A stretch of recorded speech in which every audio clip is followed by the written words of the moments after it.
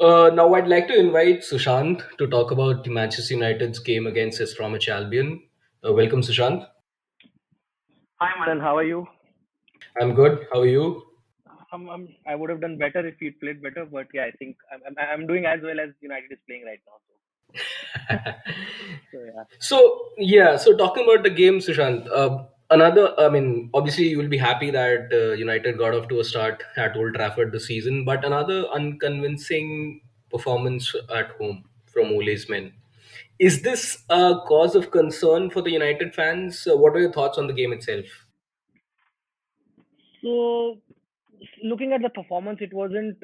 I guess the start, if I would say, we started off well, or at least it seemed like that with a few moves we made here and there. And the first half in general was okay, as in compared to how we've been performing throughout the season, and especially at home. If you saw that, if you put that performance in those buckets, you probably put it in a more of a did well kind of bucket, right? And in the second half, we were just we were scared. I think we were sort of scared, I would say, to play an attacking game of sorts. It should be a cause of concern because the way we are set up, I guess if we didn't get that penalty, which again we will discuss that later on, if the penalty did, if it was Yeah. warranted. But yeah, other than that one Martial chance and one Rashford chance, that's those two chances in the game. I like if you just went on top of your head, you wouldn't even remember any other significant chance that we created. Mind you, we Mhm. should have finished those chances, which is where I think where even Ole highlighted post match and has since then also that we need to be more clinical. While that does sound nice that we should be more clinical, but really two chances in the game to win a match is against a team like West Brom, who are relegation contenders. So I honestly Right. don't yeah I honestly don't feel that is good enough. We did have a lot of shots, but again, some were speculative, some were from outside the box, which again you need to be having at least three, four good quality chances in the game, right? And True. then the game opens up accordingly. So yeah, I guess where this comes from is the problem is that Ole currently with regards to the pressure that he has, like we really need to win games. So he's Mhm. prioritizing, I would say, trying to prioritize efficiency over a more attack-minded game, where he's saying let's try and not concede goals, and at least stopping goals helps you avoid a prospective defeat. So, which is why we have two defense-minded midfielders guarding our four-man defense, and the whole Mhm. team. So basically, when your manager itself is setting out in a very um, defense-minded mentality, right? The team itself also similarly it peters down to the team where even our passing, if you see, at times was very safe. We rarely try the ball, a ball which literally cuts through the team middle from the middle, and it reaches attackers straight forward. We do a lot Right. of side passes, we run with the ball, and then we just like hope for something to happen, right? There is no one who is willing to take those risky passes apart from Bruno, which is a Mhm. worry. Which is because when Ole was hired, the primary I would say his tagline used to be attacking football, right? And that's something Right. that is we've totally forgotten even at this rate. But yeah, I think I'm hoping at least even though the performances are a cause for worry, I'm hoping that with one two more wins under the belt, you would see a more confident team looking to break out and play more attacking football. Right, and I'm sure the form of Anthony Martial will also be a huge impact on the results because, well, he hasn't hit his heights as we all know he could, but I'm sure once he also gets back to track, I guess that will also have an impact on United's results a lot more. Yeah, coming to the VAR decisions that we spoke about at the start of the discussion. It's I was talking to Supreet also on the Arsenal game, and it just seems that every game you just expect that something like this or the other will happen. Yet another VAR controversy. Yeah. Uh, David Coote, what he comes under the spotlight once again. Was he right to overturn the penalty for West Brom? I mean, in my view, it looked like a stonewall penalty, to be Yeah. honest. So, what are your thoughts on that? I mean, obviously, United are the benefactors of this, but was the decision a right one, or do you think it should have stood? So yeah, so as I said, right, initially we were really lucky with the penalty calls. I think David Coote is someone who is not only now hated by West Brom fans, he's probably hated across the league in general, right? For his this is not the first time he's been in a Eden strewn controversial game, right?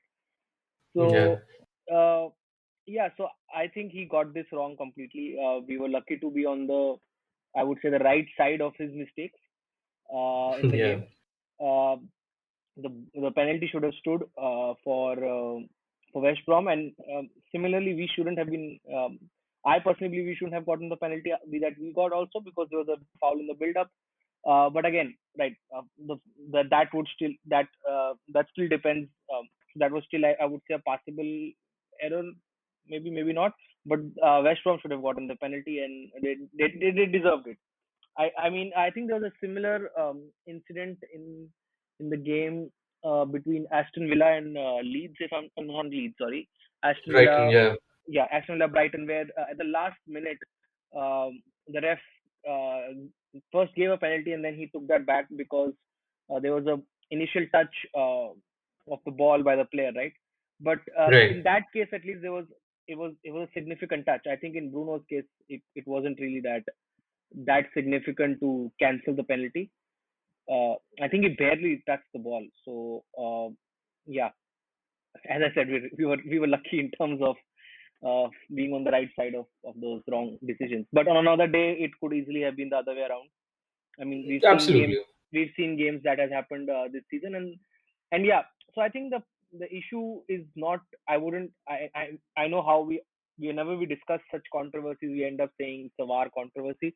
I personally feel it's not a VR controversy. I personally feel it's incompetent ref managing the game, and not so I would say it's harsh to label all of them incompetent. Some of them just make errors, right?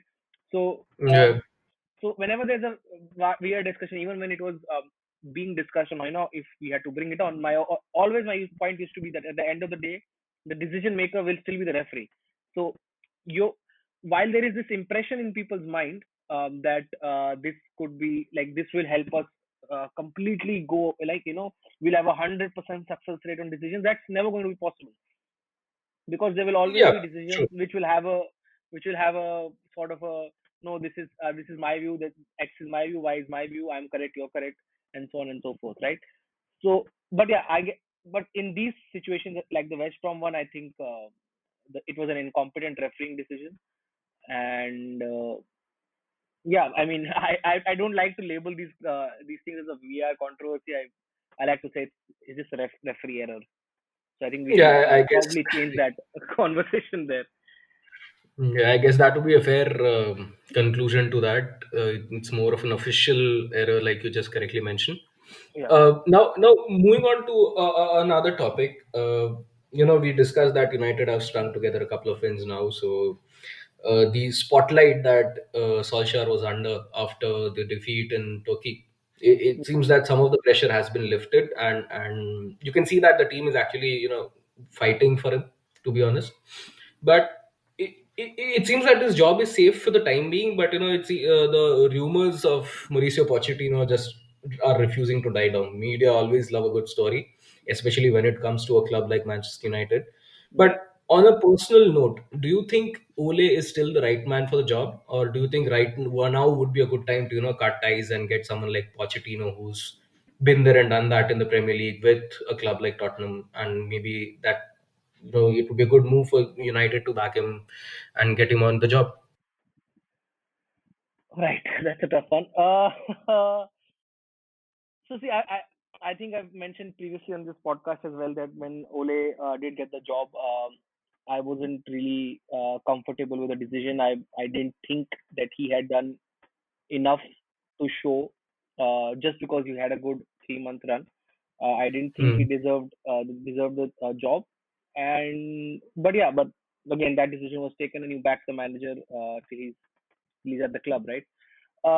In terms of a good time to switch if required, I personally not sure if this season at least. I mean, if now that the fact that we've given Ole the players that he wanted and everything along with it, unless he's not going to lose the he's not going to lose the dressing room, right? So I Hmm. while I mean there could be a chance that Pochettino gets like right now I can see it in our Champions League group itself that there is a PSG who could very well.